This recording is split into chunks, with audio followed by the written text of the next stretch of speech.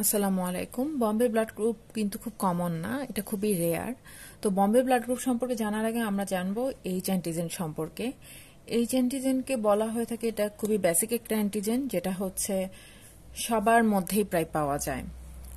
অর্থাৎ যাদের আমাদের A blood group, B blood group, AB blood group বা ও ব্লাড গ্রুপ যাদের আছে, তাদের সবার মধ্যেই কিন্তু এইচ অ্যান্টিজেনটা আছে। বলা হয়ে থাকে যে এইচ অ্যান্টিজেনটা হচ্ছে প্রিকারসর অফ দিস ব্লাড গ্রুপস, যেগুলো আমি বললাম, এবি অথবা হচ্ছে ও। এখন এইচ অ্যান্টিজেনটা যদি মডিফাইড হয়ে এ অ্যান্টিজেনে কনভার্ট হয়, তখন কিন্তু সেটাকে বলতেছে এ ব্লাড গ্রুপ। যদি বি হয় তখন সেটাকে বলতেছে বি ব্লাড গ্রুপ, বা এবিতে যদি কনভার্ট হয় সেটা কিন্তু হয়ে যাচ্ছে এবি ব্লাড গ্রুপ।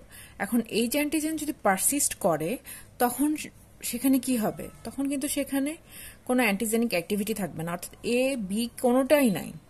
তখন সেখানে করেসপন্ডিং কোনো অ্যান্টিবডিও তৈরি হবে না, তখন সেটাকে আমরা বলতেছি ও ব্লাড গ্রুপ। এখন আমাদের বম্বে ব্লাড গ্রুপের সমস্যাটা হচ্ছে এখানে কোনো এইচ অ্যান্টিজেনই থাকে না। এইচ অ্যান্টিজেন যদি না থাকে, সেখানে কিন্তু কোনো এ তৈরি হবে না, কোনো বি তৈরি হবে না। অর্থাৎ এখানে নো এইচ অ্যান্টিজেন, নো এ অ্যান্টিজেন, নো বি অ্যান্টিজেন। কিন্তু এখানে কিন্তু করেসপন্ডিং যে অ্যান্টিবডি এ, বি এবং এইচ, এগুলো প্রত্যেকটাই তৈরি হবে। অর্থাৎ এই অ্যান্টিবডিগুলো প্রেজেন্ট থাকার জন্য কিন্তু ইনারা কারো কাছ থেকে ব্লাড ট্রান্সফিউশনের জন্য অন্য ব্লাড নিতে পারবে না। কিন্তু যেহেতু তাদের আরবিসি অ্যান্টিজেন ফ্রি, তাই তাদের আরবিসি যে কাউকে, মানে এ ব্লাড গ্রুপ বা বি ব্লাড গ্রুপ, যে কাউকেই কিন্তু এটা ডোনেট করা যাবে। এখান থেকে মোটামুটি কোশ্চিন আসে বম্বে ব্লাড গ্রুপ।